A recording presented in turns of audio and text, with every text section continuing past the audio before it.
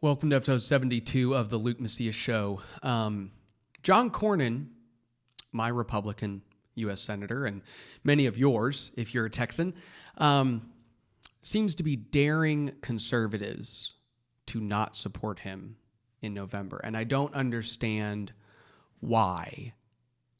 The Supreme Court came out with a ruling last week, the Bostock case, and this is a case in which a majority of the Supreme Court decided that the word sex in 1964 actually includes not only somebody's sexual preference of who they sleep with. By the way, it was written to defend women in the workplace, but we've now decided that that also means that it defends any of your sexual preferences, and it defends your understanding of reality. If a man thinks he's a woman, or a woman thinks she's a man. So we've actually eliminated, through a Supreme Court ruling, they've attempted to eliminate the reality of men and women and the differences that exist between those two sexes. John Cornyn's reply to that, when he was asked, was, they interpreted our statute and I'm okay with it. And I want you to think about that. I want you to think about the message that that sends to people of faith, to conservative voters in Texas, who actually get to decide who to vote for U.S. Senate in November, that our sitting U.S. Senator is saying, I'm okay with that.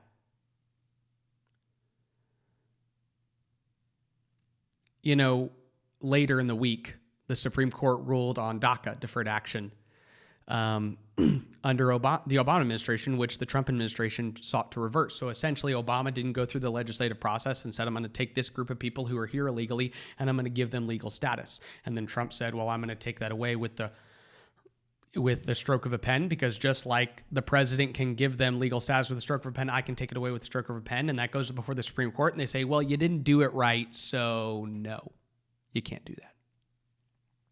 Now, understand that this isn't just a ruling on immigration. It's a ruling on the executive power, on the legislative powers, all sorts of problems with this Supreme Court ruling. In fact, Tom Cotton, a U.S. Senator from Arkansas, actually said, look, if John Roberts, who's the gentleman who sided with the liberal minority in the court, sometimes it seems like a liberal majority of our Supreme Court, Tom Cotton said, if John Roberts wants to be a politician so bad, he needs to resign from the court and run for office.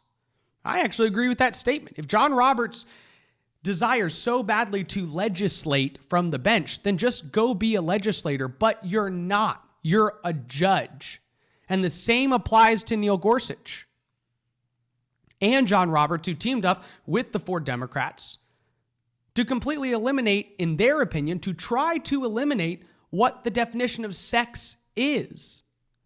This is a major cultural problem. And John Cornyn got up and didn't attack the ruling. Here's what's so funny. So Tom Cotton said, if John Roberts wants to be a legislator, he needs to just retire and run for office.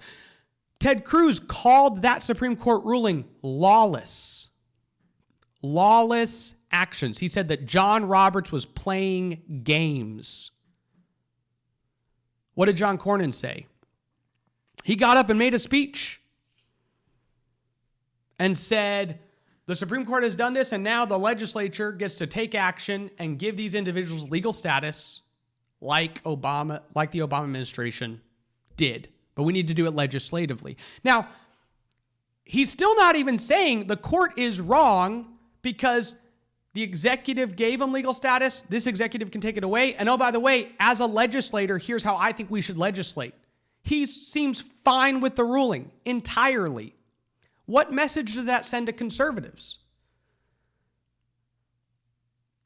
He recently came out, he said he wasn't sure about renaming all the bases, Fort Hood and all these things. People say that Fort Hood, which by the way has been Fort Hood forever, and I don't think anybody's ever had a problem with it, but now all of a sudden Fort Hood has racial connotations and has to be renamed. And John Cornyn recently came out and said, you're right, we have to rename it. And the renaming of that is not going to heal anybody's wounds.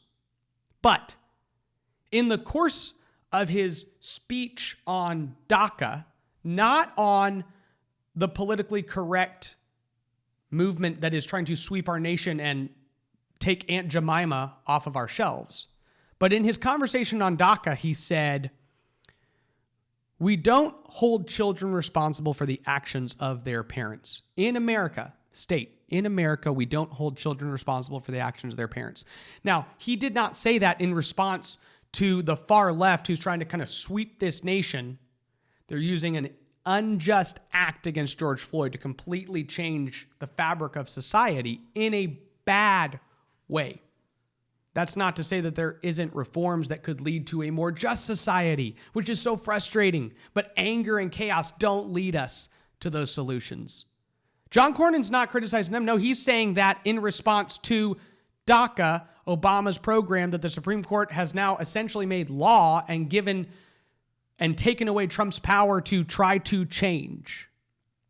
In episode 68, just a couple episodes ago, Cliff Maloney with Young Americans for Liberty and I sat down and talked about the difference between John Cornyn and Ted Cruz when it comes to the issue of privacy, because John Cornyn voted numerous times and at one point voted to numerous times against privacy, but at one point he actually voted to say that the government doesn't even need a warrant to look at all of your search history.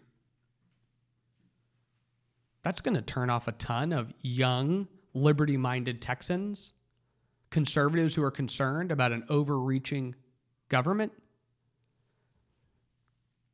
So I don't know what John Cornyn is doing right now, but he seems to be daring conservatives to not support him in November. When Donald Trump won in 2016, one of the first things he did was he came out and said, "Here is my list of Supreme Court justices that I will put on the Supreme Court." Why? Because he was trying to take an entire community of faith and say, hey, some of these fundamental principles that are holding society together are at stake, and the Supreme Court is trying to basically legislate for the rest of the nation, and that's a problem. And so who appoints these Supreme Court justices will be vitally important, and therefore, here are the people I'm going to put in place. And that gave a lot of people an assurance. In fact, most Republicans who voted for Trump in 2016 cited the Supreme Court as their number one issue. So that tells you that conservatives actually care about having good Supreme Court justices. But when the Supreme Court is lawless, in Ted Cruz's words, John Cornyn says they interpreted the statute and I'm good with it. So what message does that send? That's the opposite of what Trump did in 2016. What Trump did in 2016 is he said, here's what I'm going to try to do so you know that I do care about having a judicial system that doesn't write laws. And Trump has even come out in the last day or two saying, hey, I'm going to be issuing a new list of Supreme Court justices. Why? Because the current Supreme Court is doing a bad job. So he wants people to know, I'm going to refine it even finer so that you know that I'm trying to put the right judge on the bench. I don't want to make this a big discussion about all the judicial system. In fact, you should go to the last episode if you didn't hear the conversation between Josh Hammer, Matt Rinaldi, and myself about the judicial system and the Supreme Court, then you should. That's episode 71. This is 72. And here, I'm just talking about the fact that while Trump at least recognizes that the conservative movement needs to be assured that Republicans still believe that judges shouldn't be writing laws and completely upending all of society and redefining the word sex. While he's doing that, John Cornyn's message to us is that he's fine with it. I don't understand it. But it's what the path that he has decided to take. And now conservatives have to decide what our response is.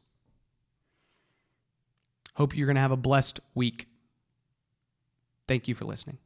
Thank you so much for watching this video through in its entirety. If you're somebody who's been following on with the conversations and the commentary that we've been producing here, we're going to ask you to do a couple quick things. Go to lukemacias.com. You can give us your email and sign up. We will email you new content, commentary, conversations as we produce it. Also, you can, if you're on Facebook or YouTube, you can like our page, follow our page, or subscribe to our YouTube channel. This will just continue to ensure that when we produce content, it gets to you more easily. Thank you so much for continuing to support the conversations we're producing. God bless you. God bless Texas.